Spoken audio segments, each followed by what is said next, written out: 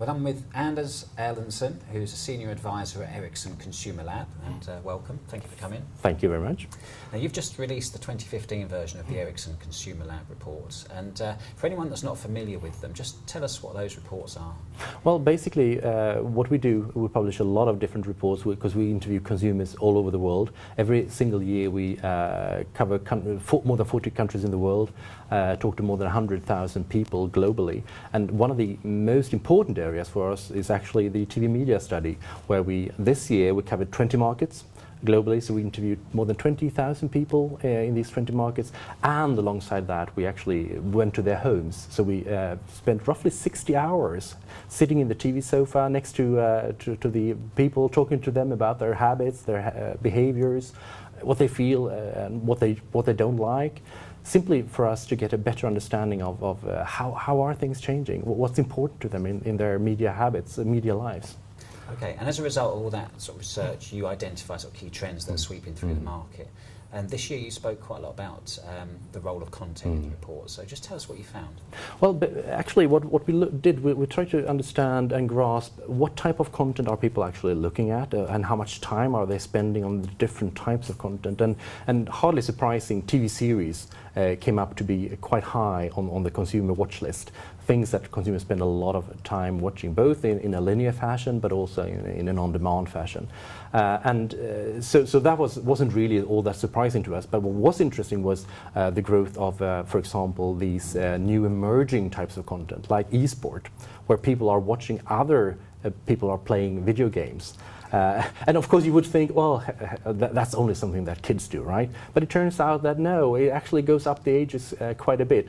Not necessarily the 60 to 69-year-olds, they don't spend all that much time doing that, but for sure that there is a growing importance of that. And actually men watch an average an hour a week on watching e-sport, roughly an hour a week. Women, less than half of that, but still there is a significant importance in these, and you have to think about that this is stealing eyeballs from other types of content. It didn't really exist at all a couple of years back, so that's kind of interesting. Another content piece that we felt was interesting in looking at live sports, which has been sort of watched a lot, but again there's a huge gender difference. The average men spend roughly 3 hours a week, women an hour.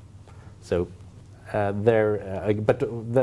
then you can start thinking about, well, what does that mean for the willingness to pay for content? Because what we know is that sports is a premium service. You have to pay a lot more to get access to the sports.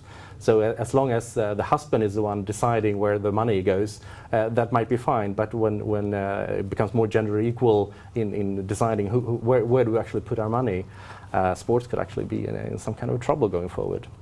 Okay, and the report also focuses quite heavily on the change in media preferences in terms of how we like to view, and especially in relation to linear TV and VOD, which you've kind of touched upon already. I mean, tell us the headline figures really from that.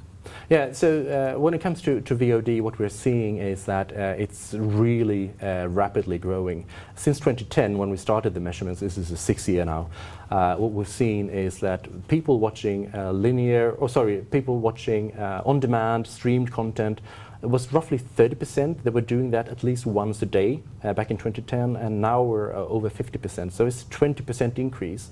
And at the same time, the traditional linear scheduled viewing has decreased somewhat, roughly decreased by 10 percentage points or so. So the big change isn't really that linear is dropping a lot, but rather that on-demand consumption, and particularly then the streamed on-demand consumption is increasing rapidly.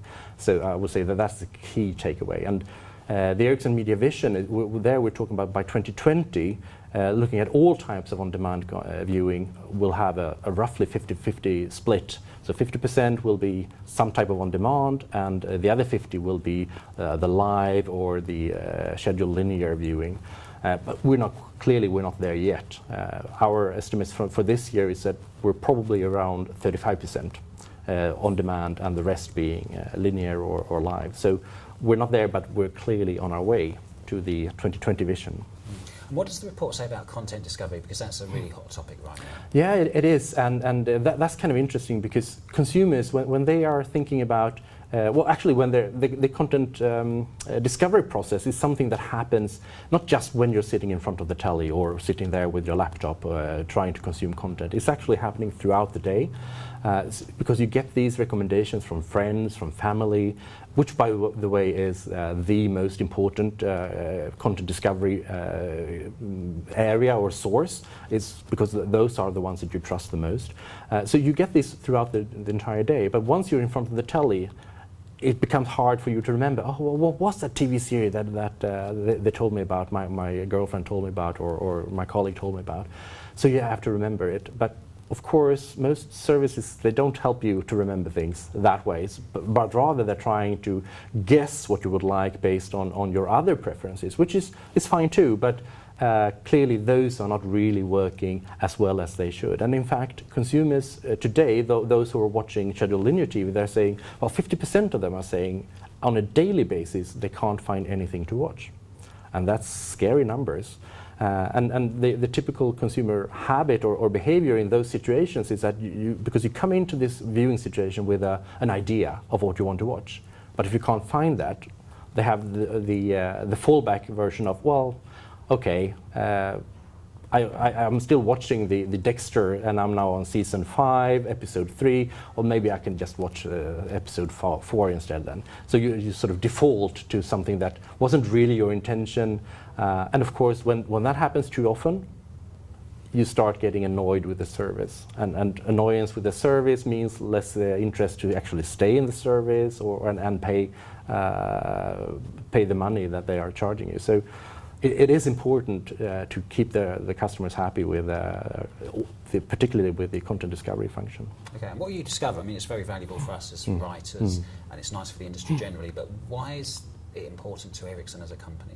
Well, Ericsson ConsumerLab, we were founded back in 20 years ago, so we're actually celebrating our 20th anniversary this year. And the main reason for us doing this is to better understand the needs and the habits of our customers' customers. Because by doing that, we can also help our customers in a much better way. So helping our customers is of course incredibly important for a company like Ericsson, because we're not selling to the consumer itself. We're a business-to-business type of company, and of course, also understanding our customers makes it possible for us to make sure that our solutions, our products, our services are better tailored to actually fit the needs of our customers. So, in a nutshell, that's really why we're doing what we're doing. Okay, well, keep doing it because it's a brilliant read each year. So thank you. Thank you very much. And great. Thanks for coming and telling us. Thanks.